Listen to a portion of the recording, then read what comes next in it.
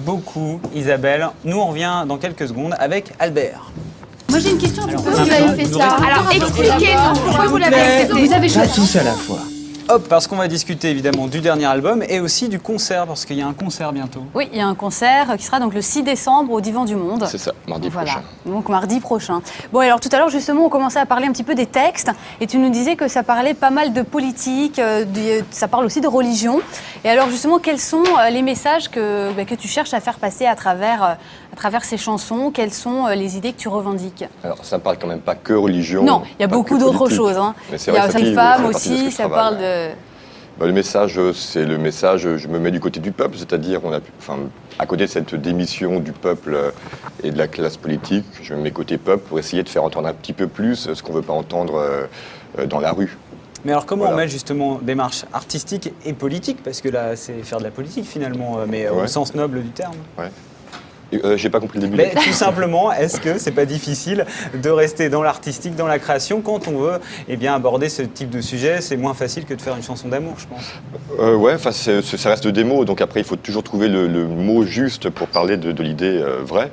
Mais à partir de ce moment-là, il faut toujours faire attention à ne pas tomber dans la vulgarité, la grossièreté. Mais dès l'instant où on travaille vraiment sur le mot et avec une envie artistique derrière, je pense qu'on peut à peu près tout faire et parler d'à peu près tous les sujets. Mais tu es dans la provocation. Est-ce que tu as cette démarche-là? Par exemple, tu parles beaucoup de sexe. Ah ouais? Il y a pas mal de choses. Je parle d'amour aussi, et quand je parle de sexe, j'essaie de le faire bien. C'est-à-dire vulgaire, peut-être, mais pas grossier. Voilà. Non, puis il y a des titres très évocateurs. Il y a L'étouffe chrétien, Blonde, il y a Va te faire foutre.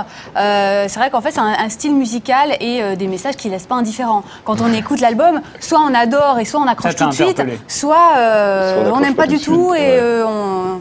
Enfin, ça c'est une provocation rire, parce que je les vois là-bas derrière, les musiciens, ça les fait beaucoup rire. Donc finalement, il y a une part aussi où vous vous amusez avec ces titres. Oui, il y a ça aussi, ouais. C'est toujours marrant d'arriver dans une maison de disques et puis de soumettre simplement, avant même l'écoute du disque, les titres. C'est là qu'on voit à qui on a affaire aussi, quoi. Et c'est quoi les réactions justement quand vous êtes allé dans les maisons de disques?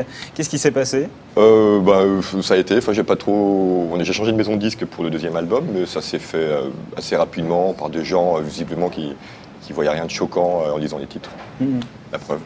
Et alors toujours au niveau des textes, on remarque quand même que c'est une sémantique qui laisse quand même peu de place à l'espoir. Il y a quand même une relative vision un peu noire de la vie, tout ça. Pourquoi est-ce que vous avez cette démarche-là? Un petit peu pessimiste? Parce que, comme je le disais tout à l'heure, ça a été au départ par réaction politique, au sens large politique. Que j'ai écrit. Donc à ce moment-là, c'était pour évidemment protester. Donc à partir de là, je ne peux pas faire autre chose que protester. Et même si j'ai quelques morceaux quand même qui parlent un peu plus d'une vie rose, oui, il y a quand même beaucoup de tendresse on vient faire des constats sur ce qui se passe maintenant et les constats sont plutôt sombres. Et alors au niveau des... Toi tu es vraiment un passionné, enfin le groupe lui est vraiment un passionné de musique engagée. Quels sont les artistes que tu admires, les artistes qui peuvent t'inspirer? On dit que ton univers est proche de Miossec, de Louis Attaque. Louis Attaque aussi. Oui, on dit ça. Et justement, qu'est-ce que tu penses de ces groupes-là? J'ai connu sur le tard parce que moi je venais vraiment d'une culture complètement jazz, donc je n'avais pas vraiment ce côté rock, cette culture rock. Donc je les ai connus vraiment en jouant ou en écrivant les albums. Et non, c'est pas... je suis content qu'on puisse comparer mon travail à celui de Christophe Miossec ou de Louis Attaque ou de Tulou aussi, qui était chez vous, je crois, il y a longtemps. Exactement. Chez nous, il n'y a pas très longtemps, c'était quand? C'était mardi. Ouais, c'était... il y a 2 jours. Voilà. Et tu dis que tu viens du jazz, tu as cette formation-là. Là, c'est plus du jazz, tu es plus aussi sur l'écriture. Est-ce que le jazz reste quand même derrière, en background? Est-ce qu'il est là? Ouais, parce que déjà, je joue avec musiciens de l'époque, de ma dernière formule, de mon dernier groupe de jazz, donc qui reste avec moi depuis 7 ans maintenant. Donc déjà, j'ai toujours un rappel de toute façon chez le batteur ou chez le bassiste, quelque chose qui me rappelle sans cesse. Et on le retrouve pour toi, ça, dans cet album? Ça distingue des autres? Et encore plus en concert. En concert, on a vraiment une liberté. Enfin, justement, j'ai la chance de jouer avec ces gars-là qui n'hésitent pas, dès qu'on a un instant, à à improviser, à partir sur quelque chose qui n'était pas forcément prévu, mais qui fonctionne parce que c'est l'instinct du jazz band, quoi. Alors au Divan du Monde, justement, là, pour le prochain concert, ça donne quoi alors quand vous êtes dans l'impro et tout? C'est quoi c'est un show ou c'est plutôt sobre? Et vous êtes combien sur scène? On est 4 sur scène. Et c'est un show, au départ c'est pas un show, au départ c'est très écrit, les répétitions se doivent toujours d'être très très réglées, parce qu'on sait que de toute façon, en réglant vraiment les choses au maximum, on a toujours de l'imprévu sur une scène, sur un plateau, quoi. Ouais. La liberté sera là, de toute façon. La liberté est forcément là, ouais. Bon, le truc, c'est ensuite savoir rebondir et jouer avec, ouais. En tout cas, vous restez avec nous. On va vous retrouver en fin d'émission pour un deuxième titre, donc en live. Je rappelle que vous serez en concert le 6 décembre prochain au Divan du Monde à Paris, dans le 18e à 20h, avec La Serpent, en première partie de votre concert. Alors ça, c'est pareil, c'est un groupe que vous connaissiez, que vous avez rencontré.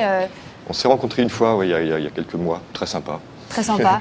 On en saura plus. On met le couvert. Voilà, ça restera secret. Et puis alors, il y a également toute l'actualité d'Albert, que vous pouvez retrouver sur le site internet, c'est www.albertnews.com. Voilà, et puis on vous réentendra en direct. On va finir avant tout le monde la semaine avec vous en musique tout à l'heure. Mais vous restez parce qu'on va continuer de parler de musique.